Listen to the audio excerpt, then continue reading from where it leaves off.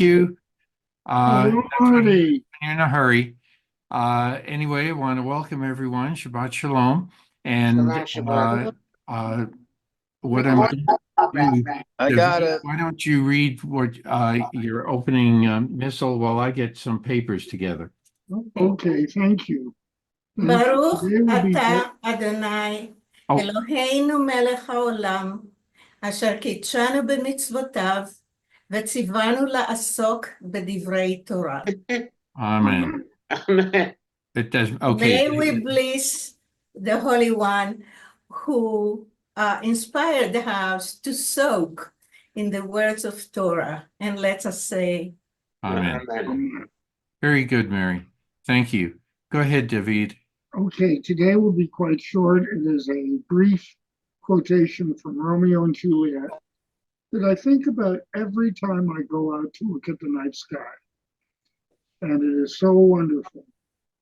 And it's a speech by Juliet in Act 3, where she says, "Come, gentle night, come, loving, black-browed night, give me my Romeo, and when I shall die, take him and cut him out in little stars, and he will make the face of heaven so fine that all the world will be in love with night and pay no worship to the garish sun."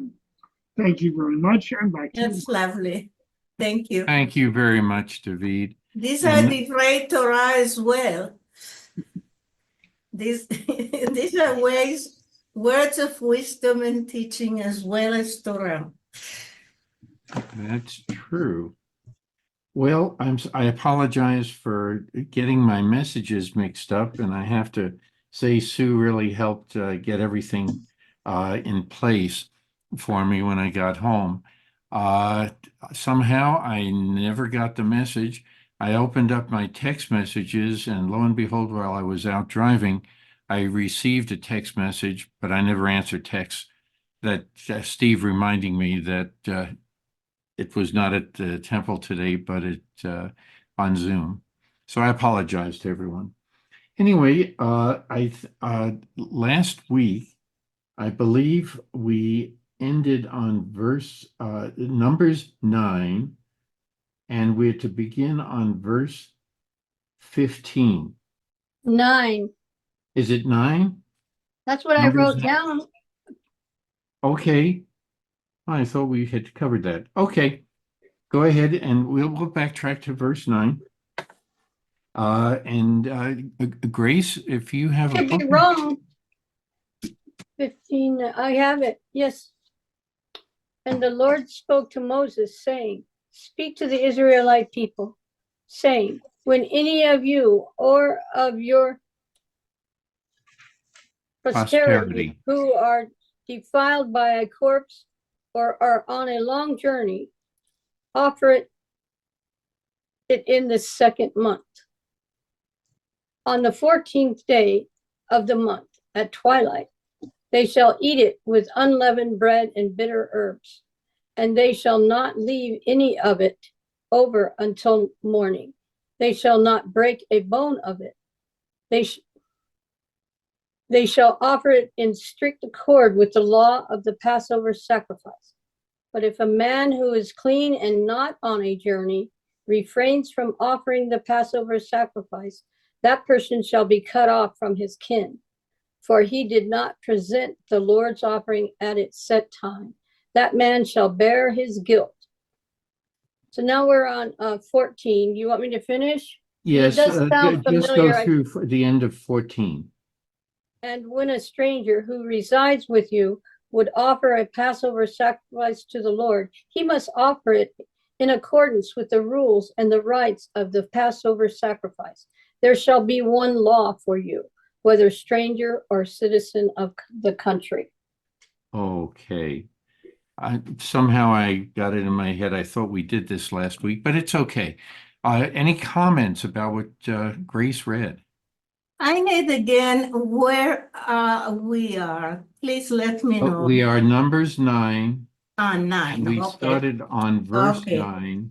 Okay. And So we okay. went through the end of 14. Okay.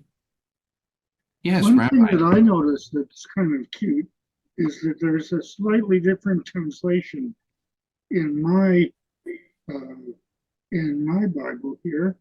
But one word that's interesting. When you had read it, you said, "And for him that is born in the country," meaning the country. Mine is far less political. They use the word "him that is born in the land."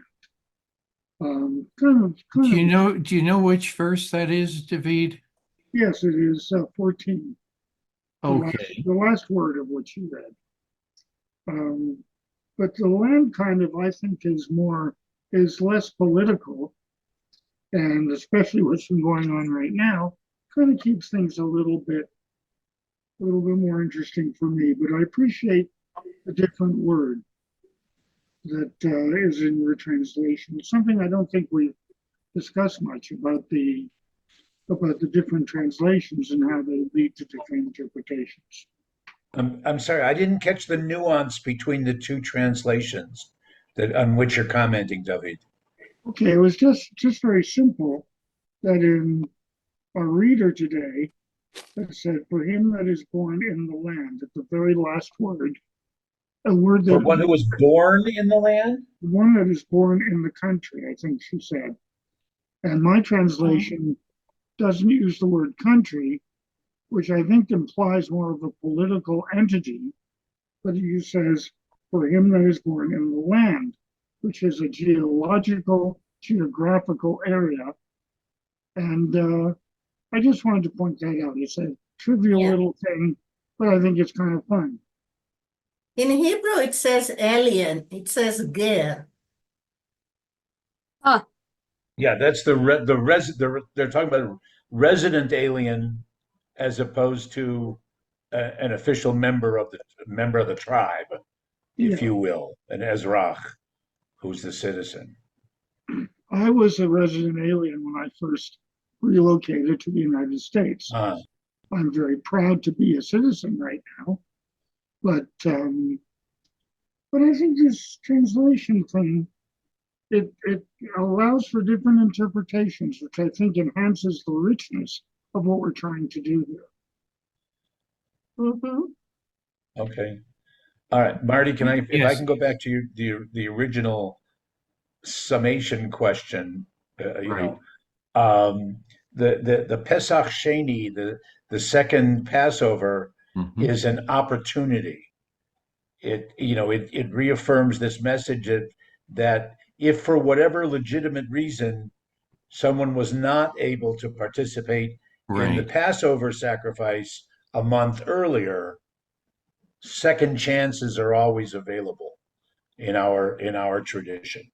Right. And that's an important lesson.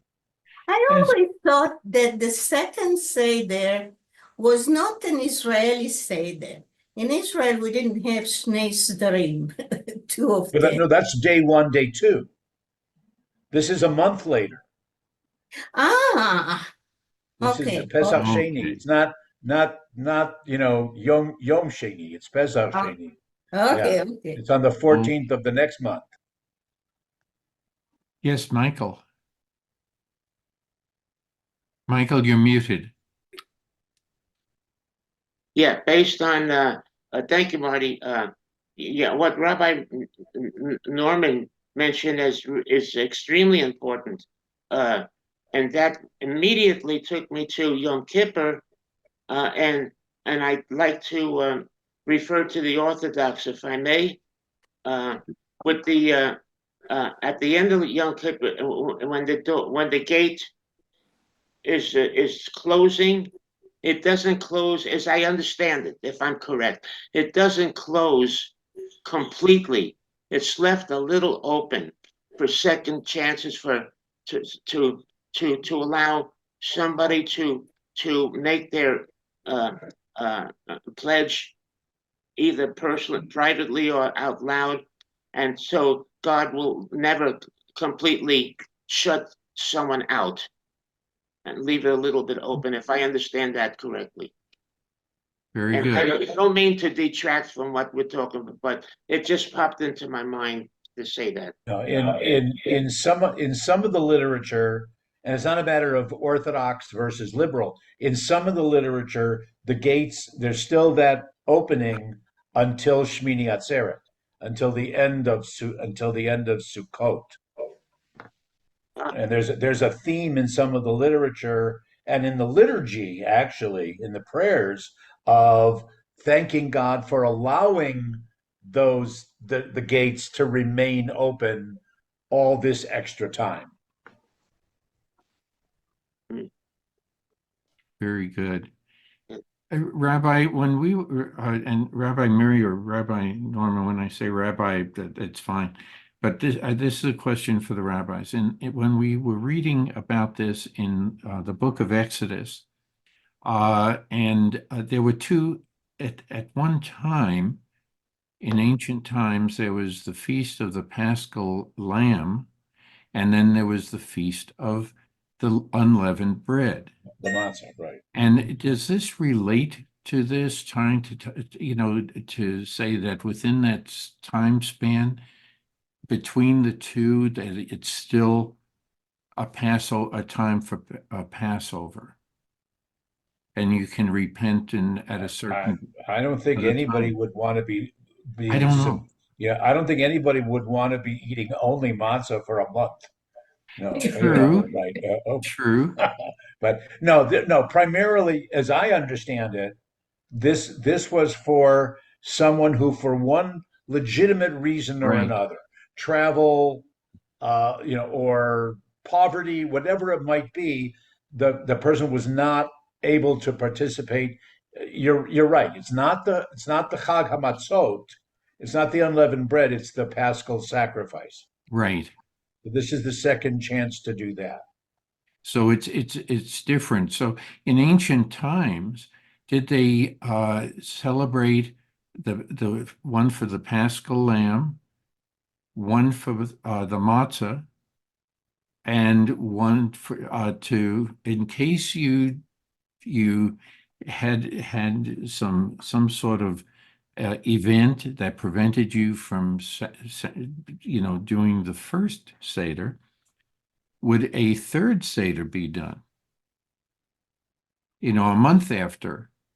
The whole issue of the Seder is so complicated because, first, it's not history, but secondly, when Moshe comes to Pharaoh and said, "Let my people go and let us celebrate our holiday outside Egypt."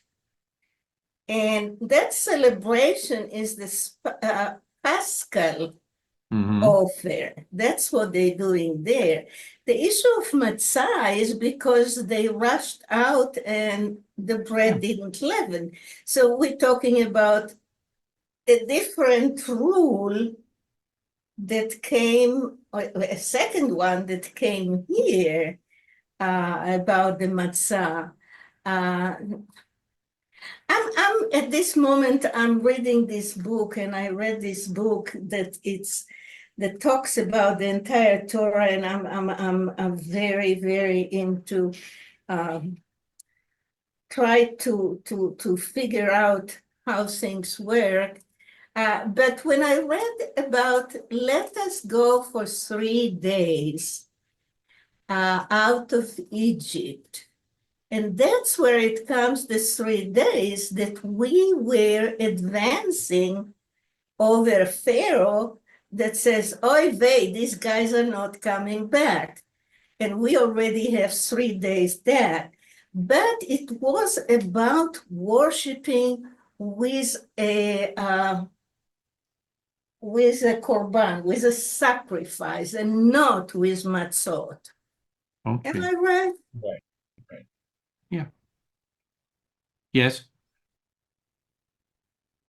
Yeah, this and the Seder ritual, with all of the questions and the stories and the symbols, comes much later. Much later. Yeah. Right.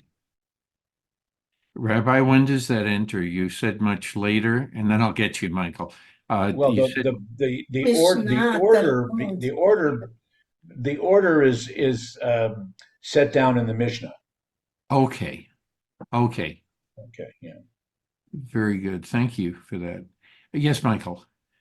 Yeah, for the longest time, I've questioned the word observance and celebrate. I'm really torn myself between those two as it is what's the word I'm looking, as it applies to Judaism, the Jewish experience, the Jewish religion. And I see that because of what we have gone through and God has helped us over these thousands of years, I think the observance of God, I see it for myself as a more accurate rather than to celebrate. There's celebration there, but there's more observing God's laws and observing. I think it's more meaningful for me. That's the not a dilemma, but something I thought about for the longest time. Okay. And any comments about what Michael just said? I think he was addressing it to the rabbis more than anything else. You know what, Michael? If you look only at Shabbat, for Shabbat there are two words, and I don't know if anyone applies for you the celebrate or the observe, but the fact that there are two words, what to do with Shabbat, is Shamor and Zachor, which is remember and keep. See if somehow it parallels to your thinking about observe and celebrate. I don't know, but that's what came to my mind as both things. Yeah, yes, Rabbi Norman. Well, I just wanted to say what Mary is saying certainly is true, and then but also the mitzvah. So the mitzvah as it is written, the commandment for Shabbat is written twice, once with Shamor and once with Zachor, once with remember and once with observe or keep, or guarded, if you will. But as far as the Chagim, as far as the festival are concerned, the verb in the mitzvah is v'samachta, is simcha, is you that's the celebrate. Right. So all of them are valid and viable, in the way that we kind of put them, in English, and Michael's correct that we should be more exact in the word that we use, but we tend to mush them all together. Well, so we're going to observe the holiday as opposed to we're going to just rejoice on the holiday, et cetera, et cetera, et cetera. But the original verbs for the mitzvah, for the commandments of Shabbaton, for Rosh Hashanah is Zachor, is remember. For Sukkot is Samachta. Right, but the Samachta b'chagecha is the rejoice or celebrate is for the festivals. Now, another thing, Michael, is, 3 times a year they had to go to Jerusalem. So the mitzvah, the observance, was to go to Jerusalem. Now, if you look at the way that they went to Jerusalem, playing instruments and singing, you have there at the celebration. So you observe, and when you observe, it's a celebration of it. For me, it's a very powerful thing, because when we are on Shabbat in the synagogue or wherever, we are supposed to be happy and celebrate and not being rude. So, the mitzvah is doing that, but how do you do it? is with joy and celebration, perhaps. I think that this discussion is very useful in another way. There are different ways to observe the Sabbath. Some people look at it as a very solemn occasion, and others actually sing and dance when the prayers are recited. Other prayers, however, are more solemn because they are an observance of, as I mentioned, remembering what has come. When you listen, and when you're hearing, you want to pay attention. That's a more solemn prayer than some of the others. And which reminds me of Lahado D.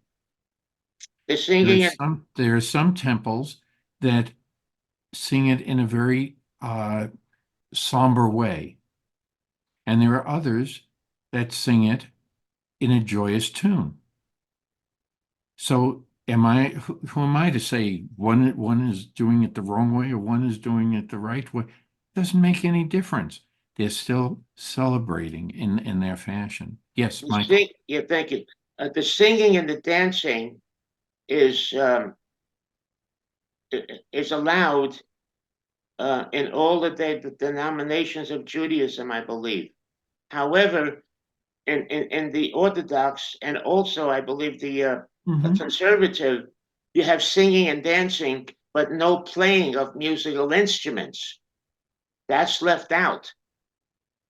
Not in To, conservative to, anymore. to the best of my knowledge. Yeah, All right. Orthodox, that's still, to the best of my knowledge, Orthodox is still no instruments, unless they're the same instruments that were used in the temple ritual in Jerusalem. Conservative, however, Michael, I can't say all, many conservative congregations Yeah.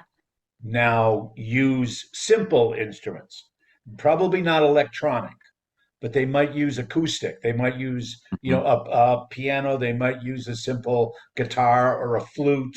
Nothing electrified. Not in any conservative shul that I attended. I can just tell you from my own experience. I've Yeah. never seen that.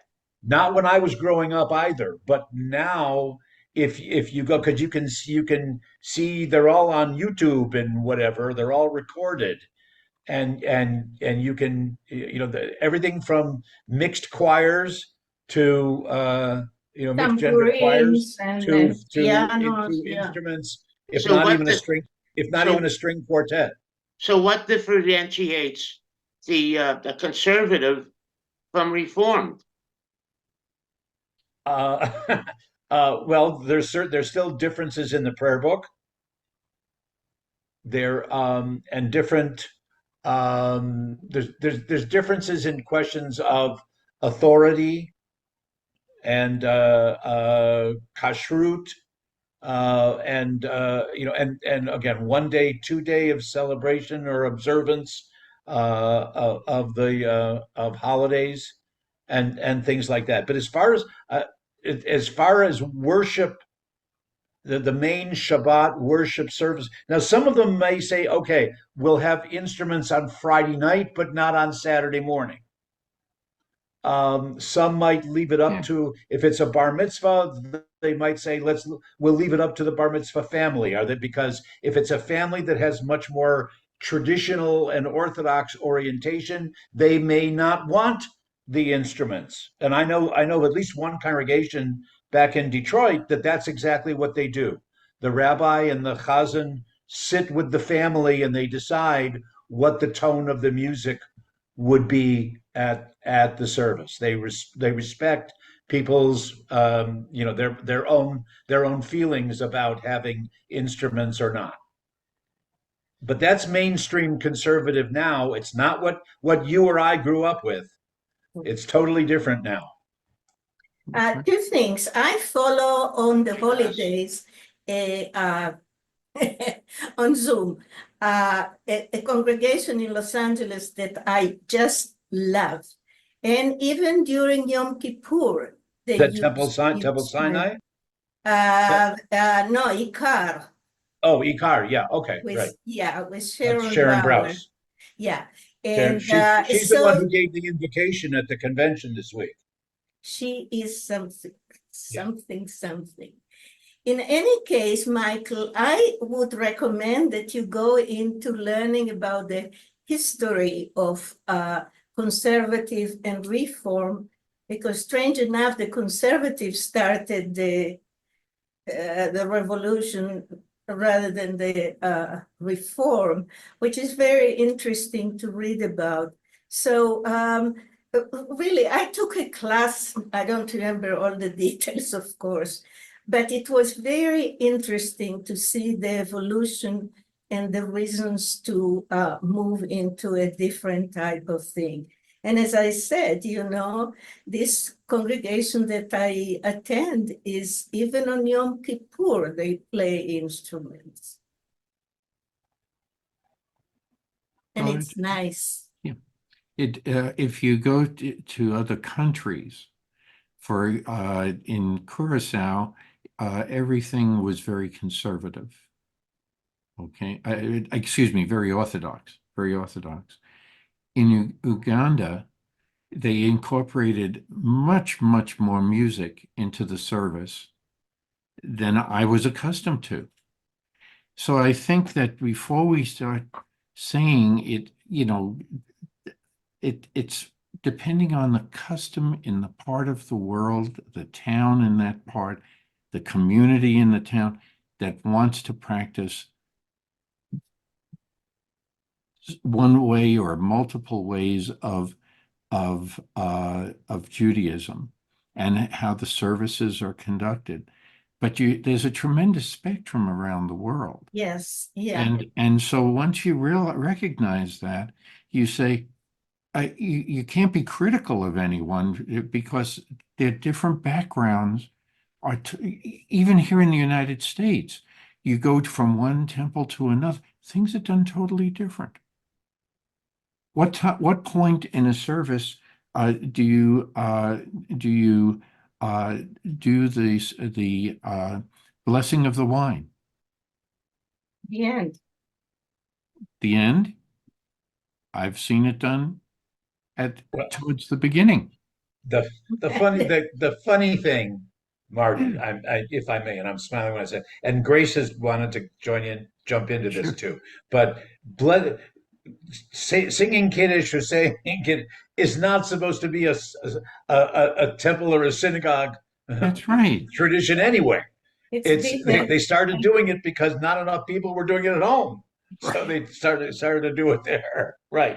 So it doesn't But matter if it's at the beginning yeah. or at the end or what, or whatever. Right. Yeah, so each community is totally different. Grace, I'm sorry, I'm hogging the conversation. No, it's just very good conversation, and thank you. So the last part of verse 14, it's all inclusive, right? It's including the resident alien. It's including whether the stranger or citizen of the country. Right. There shall be one law. So to me, I'm so uneducated in Jewish traditions and law because I didn't know if we were practicing Judaism or Christianity in my home. We did everything. we did everything. We celebrated Passover and Easter, and and sometimes I was so confused. So I love that it's all inclusive. And my commentary says observance of the Passover is mandatory, both for Israelites and resident aliens. Though according to Exodus 12:48, only circumcised resident aliens may partake. Now that's a stipulation. That's a little different, right? So it's looking at both sides of the coin.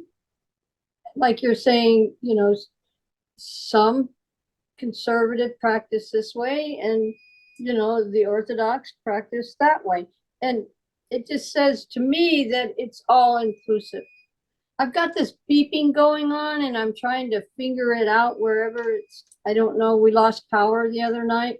At 11:30 at night, I'm getting ready for bed and all the power went off and came back on just like that. And this beeping comes and it goes. It stops for a while and then it comes back and I have no idea where it's coming from. I So think that both things, both things, the question that Michael is posing and the question that you are posing, I think that it's really depending on, as we say, on the way that the congregation or a group of people or a not congregation, a way Community. of worshiping is done. And, well, the Orthodox are not going to check who is circumcised or not, if they can attend or not. But the issue of celebration and observing, Michael, it comes down to what you struggle with about God, what God told us to do, and how do we worship, not observe, but worship the things that we have to do. So it's a branch that has a spectrum of how we do it, which I think is very nice. Yes, Rabbi, go Yeah, ahead. and there's one other thing that we kind of need to point out. We excuse the expression, we passed over it, but um, that this is not talking about it when it describes this at the end of 14. This is not talking about the mitzvah, the commandment to celebrate or observe or offer this sacrifice, whichever verb you want to use. This is a chok. Right. This is a No, a legislated practice as opposed to, this is not coming necessarily from God. This is coming from the community's practice.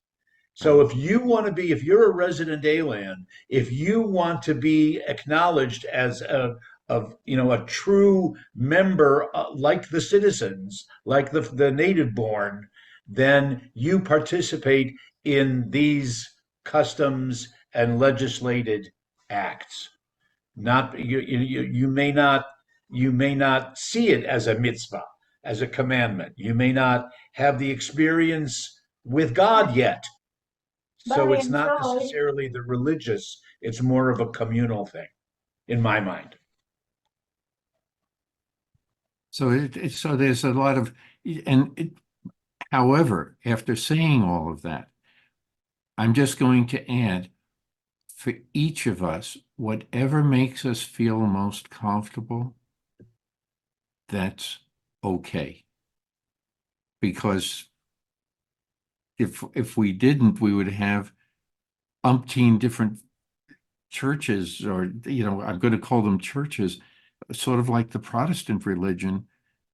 Well, wait a minute, they've had subdivisions based on how to do this part of the service or that interpretation, and you have a whole different sect develop. What I'm reading here, that in verse 14, it's very important because it's all inclusive. That's the emphasis that's being made, that you want to feel as if everyone is important.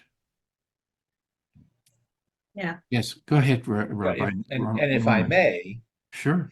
the halacha, the traditional, I don't want to say the Orthodox versus liberal, the traditional Jewish law as it is in mainstream Jewish practice, is that if someone, and it's based on, I don't remember if this particular passage is But used as similar. a proof text, but if someone new comes into your community and they want to participate fully, you are, you welcome them. You don't start, like Right. Miri said, you don't start asking them to prove that they're circumcised.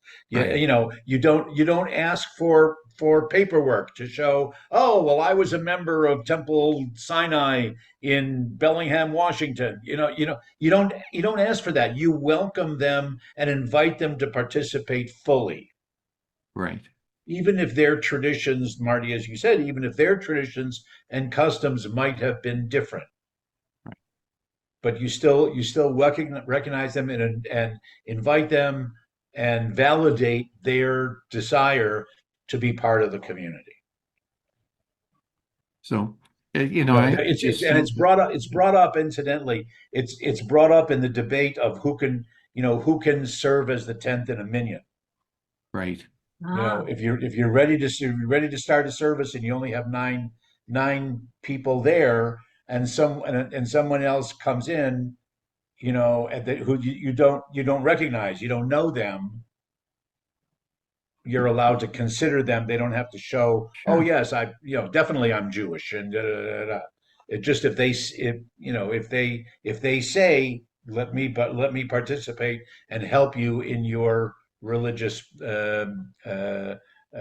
celebration or whatever, here, ceremony, ritual, sure, let me do that. I thought that you would have to show them your passport, something like that.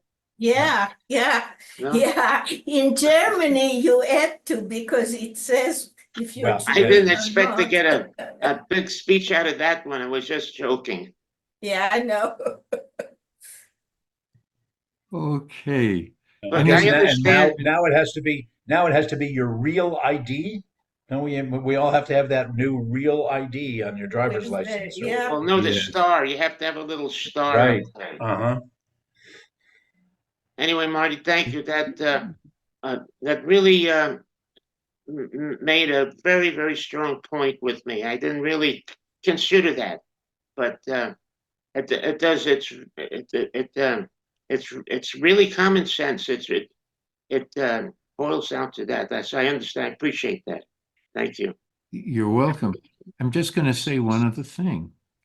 And in my mind, it's what's in your heart that matters.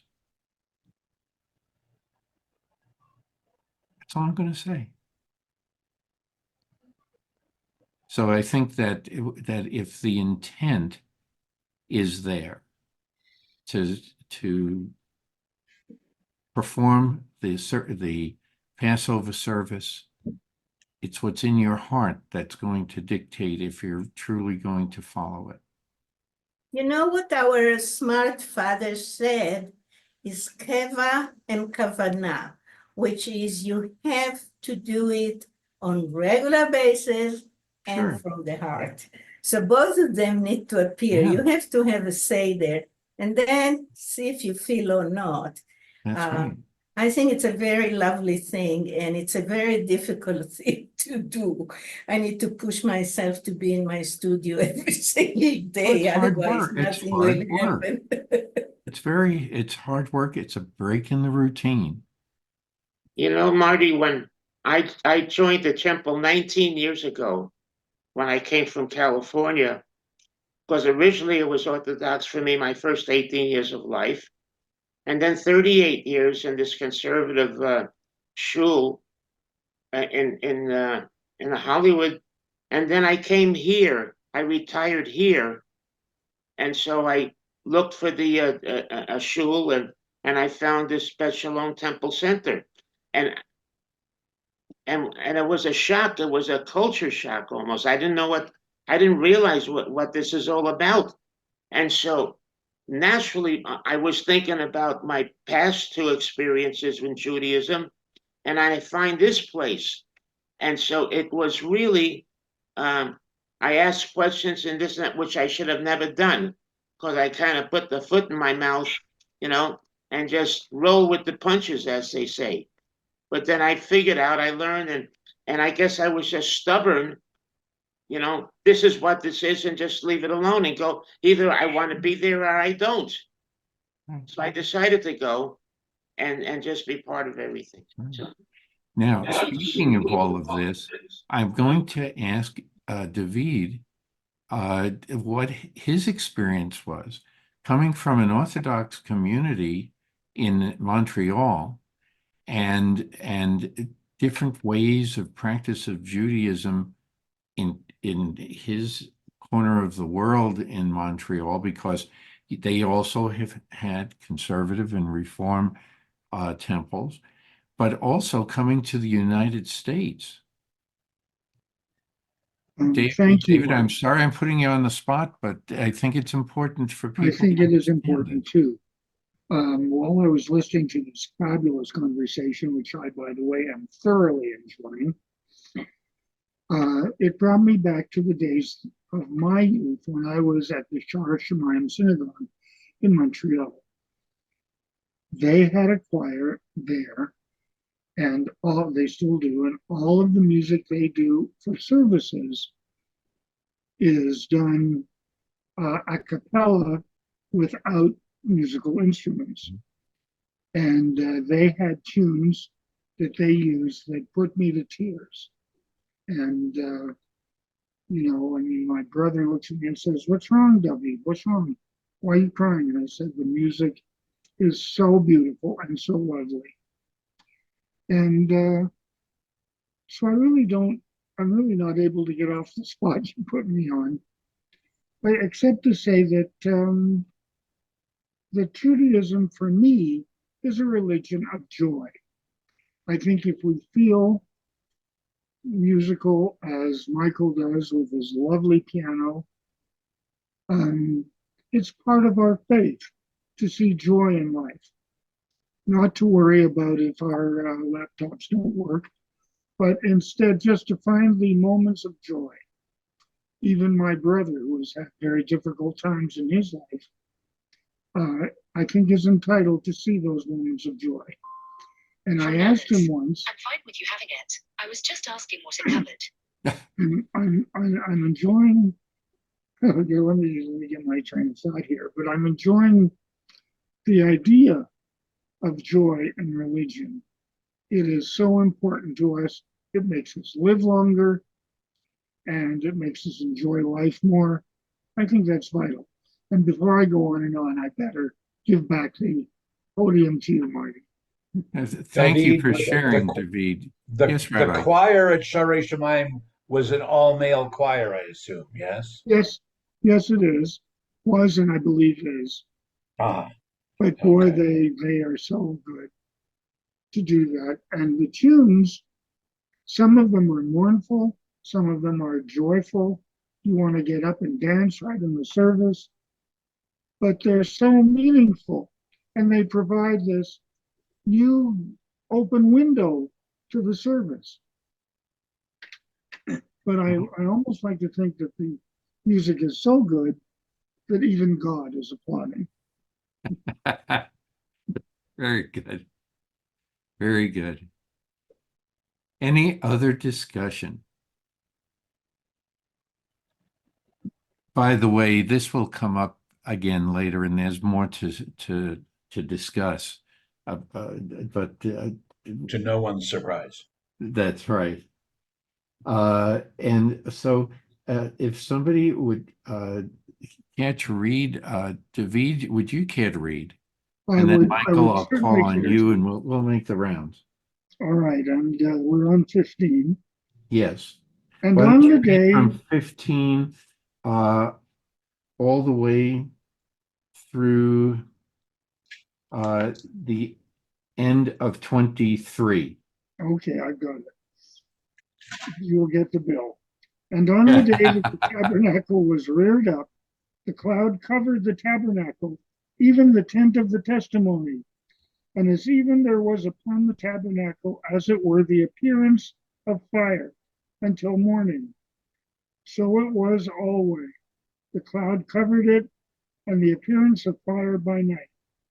And whenever the cloud was taken up from over the tent, Then after that, the children of Israel journeyed, and in the place where the cloud abode, there the children of Israel encamped.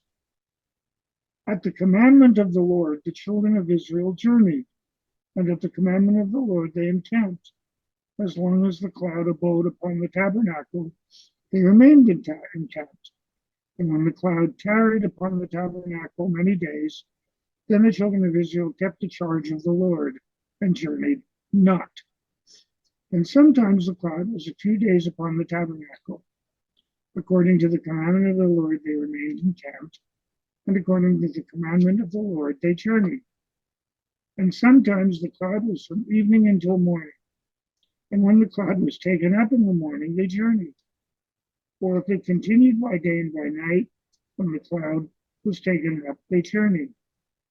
Whether it were 2 days, or a month, or a year, or even a solar cycle, that the cloud tarried upon the tabernacle, abiding thereon, the children of Israel remained encamped and journeyed not. But when it was taken up, they journeyed. And at the commandment of the Lord, they encamped, and at the commandment of the Lord, they journeyed. They kept the charge of the Lord at the commandment of the Lord by the hand of Moses. Okay, thank you for reading. Hi, Suzanne. Yeah. Anyway, so we have just we're on the book of Numbers, chapter 9, and we are in the midst of discussing verses 15 through 22. Excuse me, 23. So I does anything strike you as unusual with this reading? Yes, David. It reminds me of my recent trip to Houston because the cloud was there when I was in Houston. And on Sunday afternoon, the cloud lifted. I went to the airport. And then, as after I got to the airport, the cloud descended again, and there were no flights. I ended up waiting until the cloud left again the following day on a different airline to get back home so that I could be here for Torah study today. And just reading that thing, that's kind of what it reminded me of. In a way, it's wonderful that a cloud, and in a way, in our modern age, the weather does affect our travel. When there are bad storms, we don't travel or shouldn't. And, but when the cloud lifts and the sky clears, we look at the stars and we can travel. And again, I should pass the baton back to you, Marty, before things get too boring and people throw baseball bats at me. Okay. Yes, Grace, thank you. So this is a very interesting few verses. My mind first says, well, they have enough sense to get out of the rain. Perhaps there's rain and protect, the camp. And so the other thing is that the cloud is directly over the tabernacle. That's what I'm visualizing, right? And why is it that cloud? Is that God and Moses are having a conversation during those times? Fill it in, because fill in the blanks here. Thank you. I'm fascinated with it, and I'm just wondering what that metaphorically means. Okay. And now you're starting to open, dig a little deeper. Rabbi Roman and Rabbi Mary, did you have? Yes. Okay, Yeah, Rabbi Roman, then Rabbi Mary. Okay, so I'm going to give you what we call the pshat, the simplest way, literally. and I'll let somebody else take care of the metaphor or the remez or the hints and the mystical. Okay, we're out in the middle of the desert. There's a ner tamid. There's an eternal flame that's burning in front of the Mishkan, in front of the tabernacle. Okay. In the bright sunlight of the desert, you can't really see that flame, but you can see the black smoke that's going up from the flame. And when that black smoke is moving, you know you're out in the in the back of the march, but you can't see, you see all the people, but you can't see exactly what's happening. But you can see that the smoke is moving, the cloud is that pillar of cloud, if you will, of smoke. It's the same word in Hebrew, incidentally, the cloud and the smoke. And then when it's stationary and at nighttime, you see the flame, and you can tell if the flame's not moving, we're supposed to camp. We're supposed to stay put, just like the scouts out in the wilderness. We stay put and close our ranks and close in together. So that's the shot. That's I consider if I'm one of the people out in the back of the you know back of the big circle of hundreds of thousands of people. I can't see what's happening in with all the Kohanim and the Levim and whatever, but I can see the smoke or the flame, and I react to that. Okay. Thank you. Thank you. That's very important. But that's a peshat. That's right. That's the simplest way of thinking about it. Okay. Rabbi Mary. Okay, whenever I read this parasha, I liked it a lot because of the metaphorical, not pshat, that goes a little higher than that. When we are in a bad mood, we say, oh, this cloud is sitting on me. Then someone will say, well, there is a silver line, whatever. But when we are in a place of pain and of not a good place, don't move. Don't go anywhere. Don't make difficult decisions. Just stay and wait until that cloud comes up from you, from your head, and the air clears. Now you can decide what you want to decide. So that was my way of looking at this one, and I liked it a lot. When you are in Torres, just wait and then make a decision. Okay. Any other discussions? Michael, Grace? Well, I forgot about the burning flame, right? Right. I heard it read and I was listening, but I had forgot about that aspect of it. So for me, I was just thinking of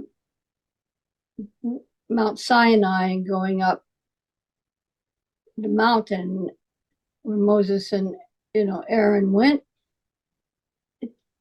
And God and the people in the valley were seeing this huge cloud. Right. So I was, so the light is really God. We are supposed to be the light of God. And so the smoke from the candle and the flame kind of wrapped it all together visually and, spiritually for me. That's really a benefit. So thank you. There's more to it, but I'm not, when my blood sugar is a little low, I'm not doing the best I can. But I wonder if that has. Sorry. Go ahead, Grace. It's all right. It just said this too shall pass. Okay. Yeah. Go ahead, Michael. I wonder, does that have any connection with the lighting of Friday night candles? No. That's Why a not? I tradition. think they're not. There is. Why not? Yeah, okay. I mean, symbolically, the Yeah, we yeah, invite we light those candles to invite God's presence, into our darkness. yeah, into the light of, yeah. Sure. It reminds me of a song. I only remember "Let the Light Come In" Yeah, or something to that effect. Well, yeah, there's yeah. the opposite is don't let the light go out. Don't let the, That's and that's the that's name a of the song. Hanukkah. That's it. That's Let Peter there Yarrow's be Hanukkah song. Right. light. Mhm. Yeah, Yes. yeah, yeah. Marty, aren't you referring to the age of Aquarius, like the sunshine in? A beautiful, beautiful piece of music. There's Well, also this little light of mine. I'm going to let it shine. I mean, we Right, can go right, on and on and right. on. Yeah. right. So there are a lot of examples we can speak about light, but there's the light by night and a pillar of cloud by day. Yes, Suzanne. Although it doesn't say, it seems to me that the fire at night is like the fire that Moses encountered with the burning bush. I mean, there's nothing, it's not consuming anything, which I think is another more evidence that God is leading the Israelites. That the pillar, that the cloud by day is God, and at night the fire is God. Okay. Yeah, it's the same God. It's just Right. how God Different form. is being. That's right. Different forms, same God. Which again Is Adam? Go is ahead, it Michael, important? and then I'll ask another question. Go ahead. Yeah, and that's like backing up what Marty had said earlier is that different people will see God or understand God's instruction Yes. in different ways based on how they interpret different symbols. Yes. Or the word of God or the hand of God. All of those different phrases are used because different people have different experiential relationship with God, to quote Martin Buber. But it's also a symbol that God is always there, no matter how you see God. God is Well, always yes, and in this case, it's God who's directing yes, the Israelites on when they should move and when they should stay in camp. It's not Joshua's military decision or Aaron's decision based on the sacrifices or Moses based on geography. It's God's decision. right. But then why different times? Why wouldn't it be every day or every other day or, you know, spend a week walking and then, whatever calendar you want to use, however you want to measure time? Why is it not a routine? Why is Isn't there a it? light? Isn't It's there a not a light? syncopated rhythm. Okay, Michael, you're on. Isn't there a light burning in old synagogues, day and night? Yeah, Okay. the eternal light. Supposed to That's be. right. Mhm. And then Yeah. Tamid. Unless we have a power surge and a thunderstorm and the Yeah. light goes out. Right. Or there is not But enough oil like in Hanukkah. that's right. Yes, Grace. I use battery operated candles that look like little lights. I have two of them. And every Friday, I turn them on, and that's my ritual, right? Someone mentioned that's the ritual. So it's safe that way. I don't use fire or oil. I would burn my house down or somebody else's house down or the Grace, hotel room down, It's like, no, Grace, can I ask you a question? of course you can. Thank you. How often do you change the batteries? Probably every 6 months. Oh, okay. Energizing, no. Copper. Whatever's on sale. Usually I get them from Costco. No, I think that's lovely, Keep Grace. going. I think that's very nice. Oh man. Incidentally, and I point this out whenever whenever I'm on the cruise ships, because you can't burn an open flame on the Sure.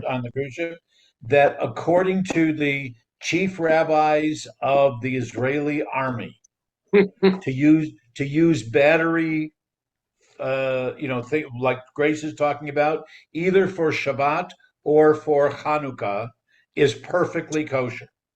Right. It's perfectly kosher because it's more important to have that symbol than to run the risk of setting a Right. fire that wouldn't be the holy fire.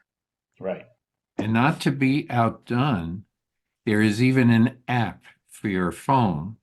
Yes, true. Okay, it doesn't matter what kind of phone, where you can have candle But to the best of my knowledge, that one has not been approved. approved by the rabbis. Right.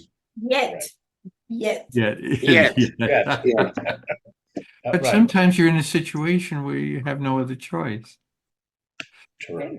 That's That, right. that could be plan B for me if my batteries run out and I don't have a spare, right? Then if I do have electricity, I can bring in the Eternal Light app candle thingamajig. Okay, I'll just continue with that for a minute, if I may. Sure.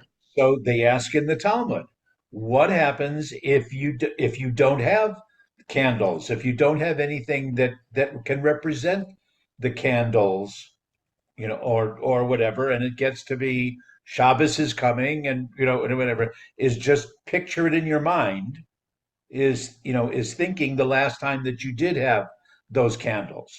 Okay. Or if you do have a candle, you have the candles, but no match. Just looking at the candles, that qualifies. That's nice. That's in the Talmud. Would looking up at the stars It's like qualify? your heart. Yeah, yeah. It's different kind of fire. Different fire. Oh. Okay. I'm so Uh, glad to be back in the desert. It's really beautiful.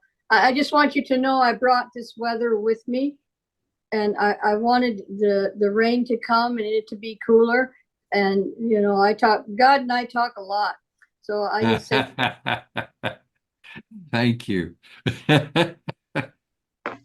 Anyway, but why some days you're going to pack and maybe even not be able to unpack completely because the very next day you're moving on. And the next day it's going to be a month hiatus. And the next day and the next time it's going to be maybe a week. It says here, and It says up to a year. up to Yeah. a year in a location. That's whether right. it was 2 days or a month or a year, the Eternal Light. There are different discussions we can have. Does time matter to God?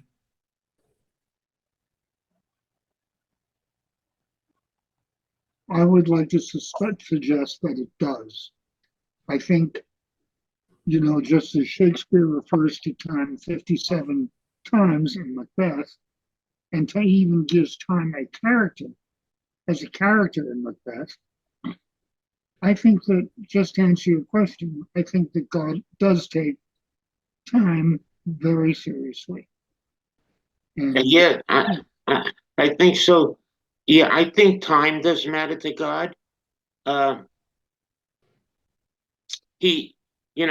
God made nighttime and daytime. Nighttime would be the absence of light, and you have to do certain things at a certain time within Judaism. Mhm. For example, like Friday night candles at a certain date, and if you use a Jewish calendar, there's a time set, and you're not supposed to, according to the Orthodox, as I recall, you don't light candles after that time. You can do it before the time, but once you light those candles, you take on the obligation of Shabbat. And so I think there are time does matter to God. I would say that. I also think that time appears Okay. many times from the creation, and there was a day and there was a night, so you have the 24 hours.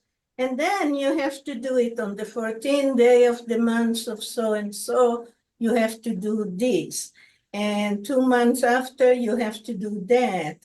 So the issue of time, it doesn't mean that it's exactly the time as we measure it, but it's it's mentioned, and it's in some cases as a law, as a mitzvah, to do it at a certain time. So who sets the time? Stonehenge. I'm But teasing. I'm I know teasing. you are. I know you are. Is it man that needs the concept of time, or is it God that needs the concept of time? Oh, Oh. needs. Ultimately, I would say it's God. And it's also based on your teaching and your religion. It depends on who you're talking to answer that question. You may get different answers, but in Judaism, I would say ultimately it's God, because he sets certain things up. He sets things up for us that require us to do things according to God's will. Okay. Yes, Rabbi. In my theology, my personal theology, I guess I would have to answer God created time, but for our sake. So that we can have a better sense and measurement of who we are, what we do, what our obligations are to God and to each other. And I come back to that phrase, to the ability to measure. Okay, Right. we're taught that there's a time, and there's a time for this and a time for that and a time for this and a time and a time for that. It doesn't mean that you're allotted only 3 hours to do this and 7 hours to do that. It means that in your life and in your community, there will be moments when you experience these emotions, happenstance, experience, whatever, and each of those, I would believe, are presented to us in our lifetime to help us understand God or come closer to God a little more. Okay. Well, I agree with you that the notion of time might be coming from some dynamic power. But if we talk to David, and in the old days, that we didn't have a clock, and we didn't have an almanac, and we didn't have a calendar. You look at the stars, and as we say, even for Shabbat, when you see 3 stars, it's the beginning or the end of Shabbat. I think that the notion of time as today is something that we create in the modern life for, as you said, Rabbi Noam, for our convenience, for know that we have Torah study at 10. But the entire thing of time is like, as they said, if you put your feet in a river, it's never going to be the same spot as next one. And that's the issue of space and time. That's a notion of, I think that Mr. Einstein worked on that as well. Mm-hmm. He did. It's a very important concept. Yes, Michael, go ahead. Yes, time is very, very critical to keep a society in an orderly state. Mhm. Yep, Okay. And yes, it is important. So but if the concept of time was very critical to God, why do we have so many different ways of measuring time? And they all come up with different answers, no matter how you measure it. They have had water clocks, going back to, similar to Mary. They have had clocks based on how long a candle burns. right. There's Right. also timing in music. Yes, but as we were talking about a calendar first, we'll come to music. There are many different ways to measure time. And in astronomy, time is measured in a totally different scale. In light years, how long does it travel from point A to point B over, when you're looking out at a star? What is and that converts to distance.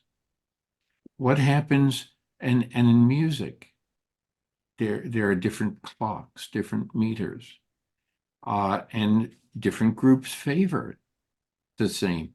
There are certain standards that have come and gone over the centuries. Like your heartbeat. Your Yeah. heart is going to decide if the person is dying or not. That's right. There are certain signs. You're right. You're very correct.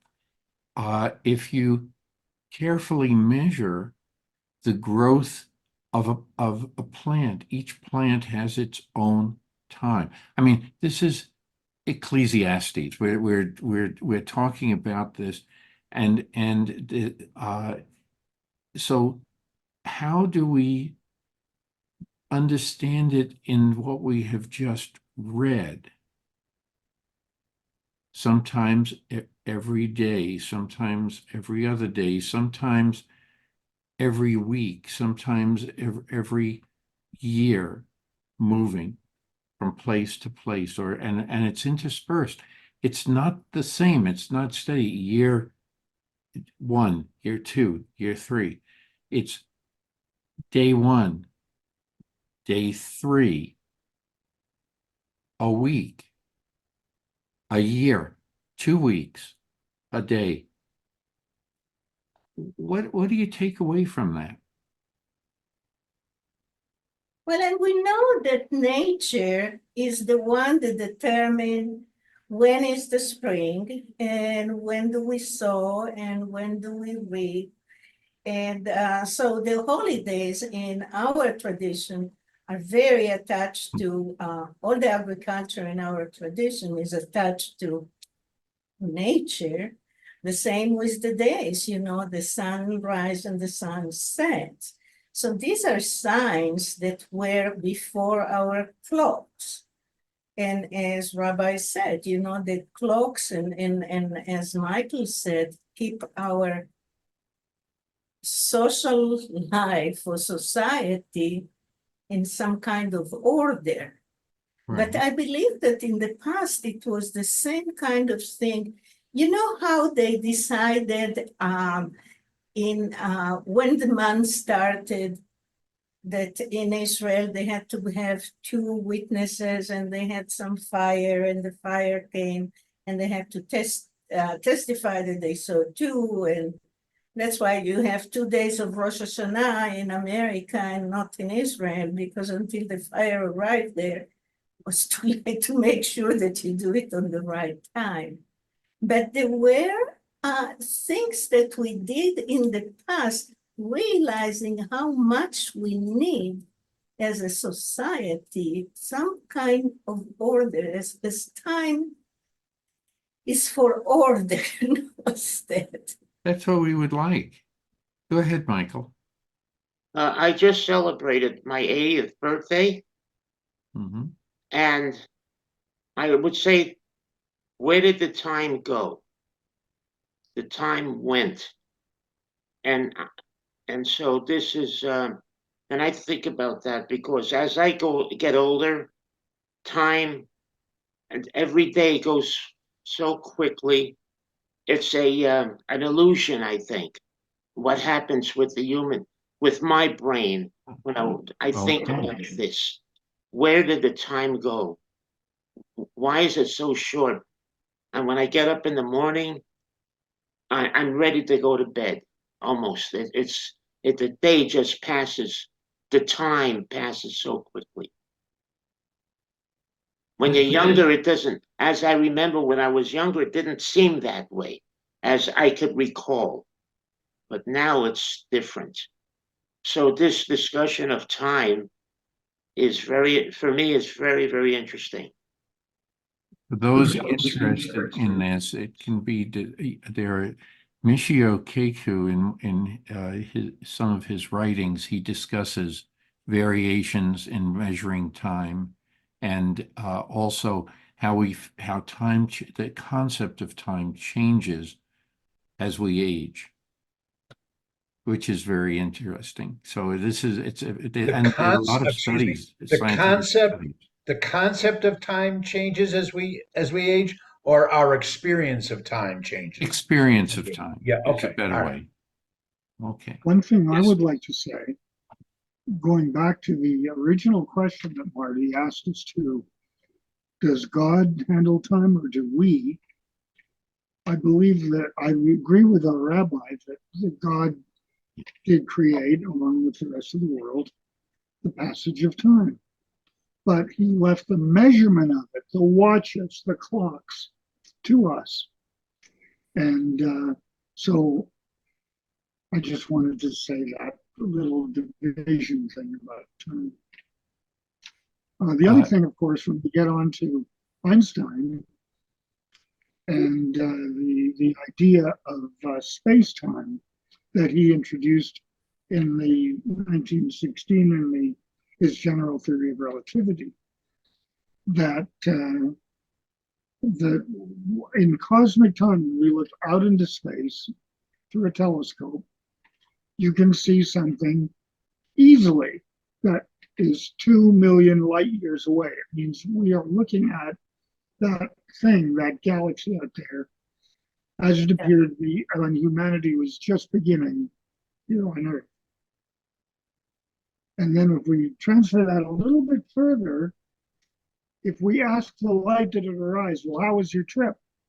And the light looks at us and said, there was no trip. Time did not move when I was moving from the galaxy to here. And so that's a part of time. And that's a part of time. And so God leaves the measurement of it to us and a lot of those questions. Very good. Very good. And you know what? Time also is connected, as you said, Michael, when we were young or when we are old. But also, yesterday I had to go to the dentist. And I'll tell you, that time, it might have been 1 minute. It was just, it never ended. But, but if I'm eating ice cream, it's just like that. So our experience of what we are doing determines how we feel about time.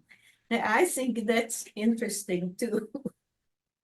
It is, we're still going to have more to it, but yes, Rabbi, go ahead. I know. I enjoy the conversation. I'm going to have to excuse myself. Sorry, but there's something I have to do. And I don't know whether I'll be able to join next week or not. It certainly will be I will be Zoom because I'm going to be in New York. But Okay. but I don't know exactly what and where our time is going to be, because we're there officially to be spending time with the granddaughter, and it might be that the corresponding time from the Eastern time zone is when she's taking a nap, in which case I'll be able to join. But so we'll give it a try. But I wish everybody Shabbat Shalom, and we'll see you Shabbat again. Shalom. Rabbi. Shabbat Shalom, Rabbi. So Thank you. time after time, this discussion comes up. And so we have to get back to Torah and do a little more thinking. Why changes in time spans may be of importance on a journey? Say that again, Marty, please. When we look at it from the standpoint, I'm going to reverse it. When we look at a journey, you can look at the entire journey from point A to point B, but you can break it down into segments. It could be a short distance, a long distance, very short distance, in between. So why is that important? Why is that important here in the Torah? What is a possible message that you can walk away with?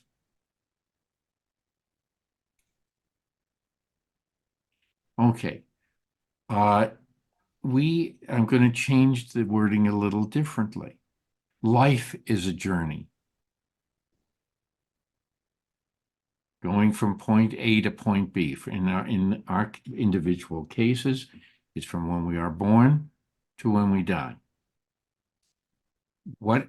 There are some years that seem to go on forever, and there are some seconds that seem like a year has gone by.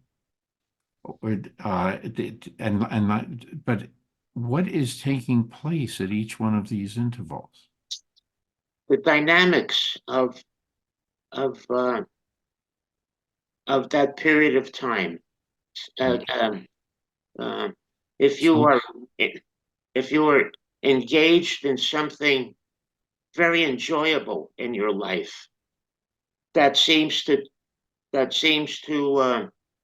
take you away, and you don't think about the time. You're enjoying it so much, and you say, "What? Where did the time go? It's over." For example, let me give you my personal experience.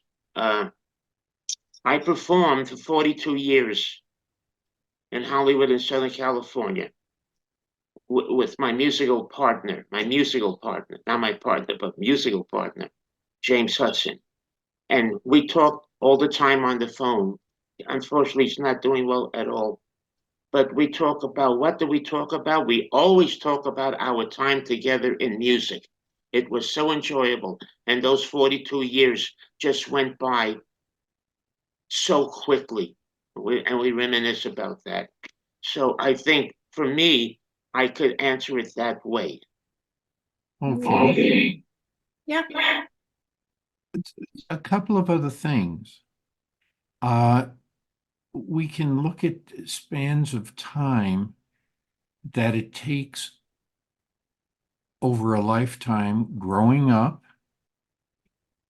our youth, our teenage years, our adult years, and our senior years.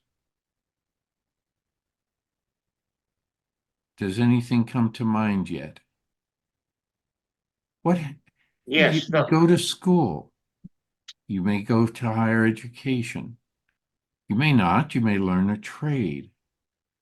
Some things come easily, some things not, and it may take more time to learn. So maybe yes, I believe that time, as has been mentioned, that there is an overall concept of time that is God given, and how we measure it can be thought of differently by each individual.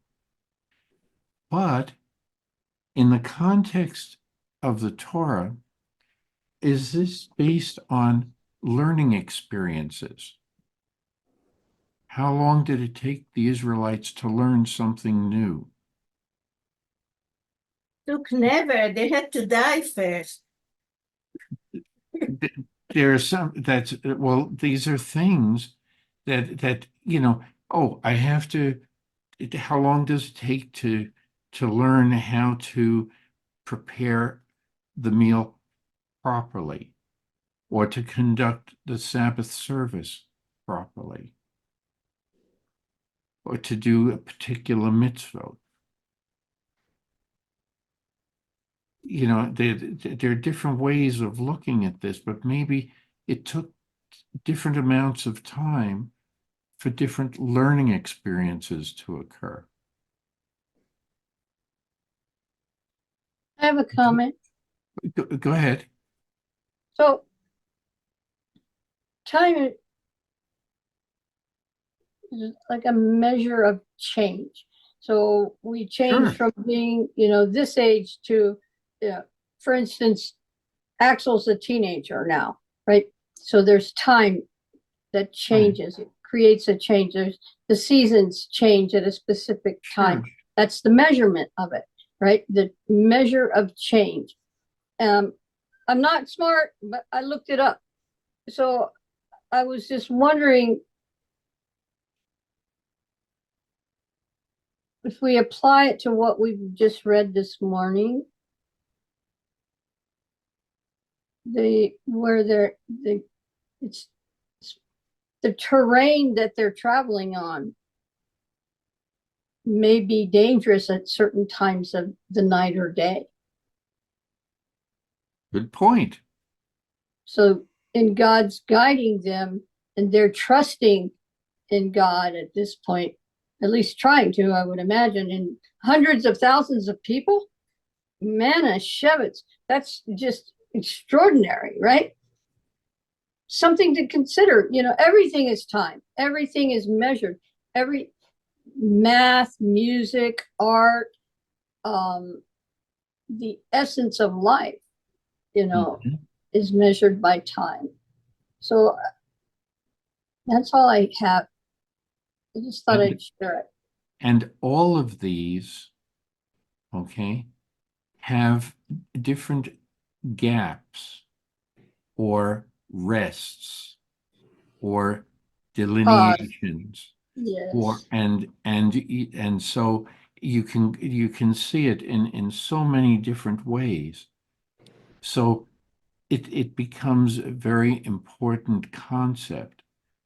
But I like to look at this, and by the way, some people have interpreted these phrases as a reflection of life itself, human life. That there are not only the stages, but also what you can accomplish at certain stages in your life.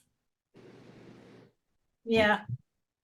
And what you learn, how you take it with you. Okay, what do you throw into your burden basket? Okay, that you're going to use as you get older. So maybe it's related to that. And there's one other discussion that I came across, and that is since the diaspora, what has happened to the Jewish people is like this. There are periods of time when they had to move. Countries didn't want them. They thought they would be able to settle in, but they couldn't. They had to get up and leave.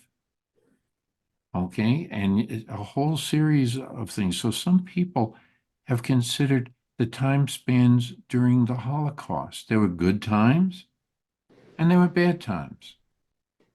But you would hope you would learn from both.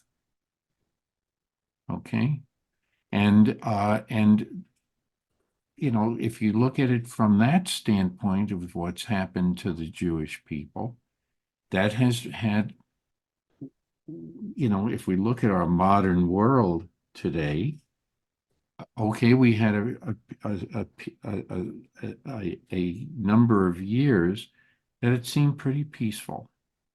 And now we're back as if nothing changed. So could it also represent that? And some people have discussed these phrases in that concept as well. So I wanted to say that this section in Torah has come up in multiple different ways. And because so basically in my mind, it's a description of life itself. That and you know, other people are going to look at it differently, but I just want to say this is how different people in the world have discussed these phrases. And any other comments? David, okay, Suzanne, your hand is up. And then Grace and David, I'll let you, because I want to hear other opinions. Go ahead. Go ahead, Suzanne. Well, mine's gonna be a little bit different. I kind of look at this as God getting the Israelites to trust the plan. And I believe that there's a supernatural war going on. Mm-hmm. And I also believe that everything will be over in 7,000 years. I also subscribe to the calendar in the Dead Sea Scrolls, which is a little different than the current Hebrew calendar today. And in following the Dead Sea Scroll calendar, we're in the year 5949. And then and I also believe that there are ages to that calendar. It's 2,000 years being like the age of chaos, and then the next 2,000 being the age of Torah, and the next 2,000 being the age of grace, and then the remaining 1,000 being well, to me it's the millennium reign.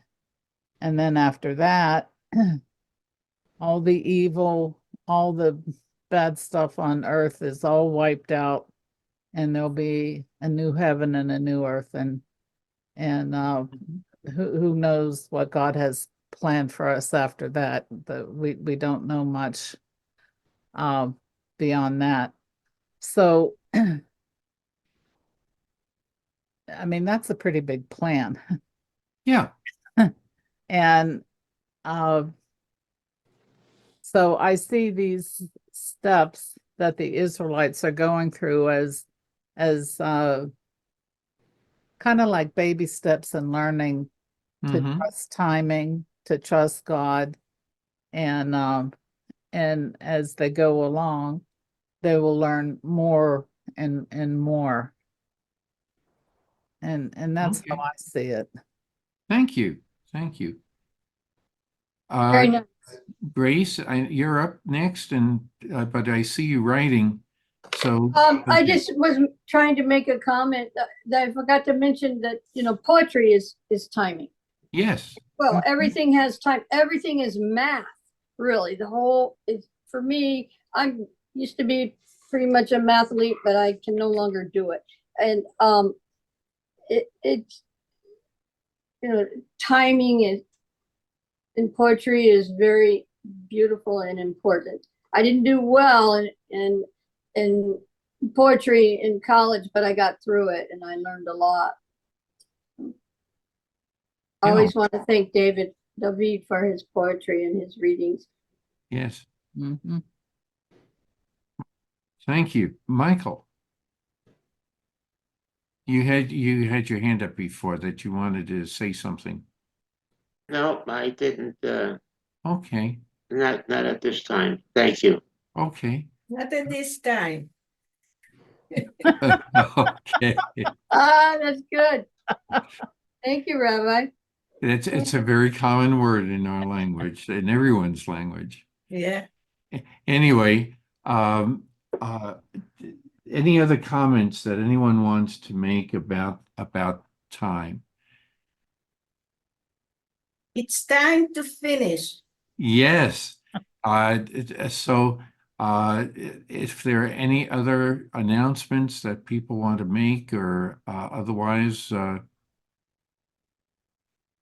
okay, well, I'll say Shabbat Shalom Shalom Shabbat. Hello, Marty, and and, thank you so and much. see you next Thank you Saturday. for leading this. You're welcome. Thank you. Take care now. You too. Best to Susan. Thank you. And to Betty. Thank you. Bye-bye. Take care. Bye-bye.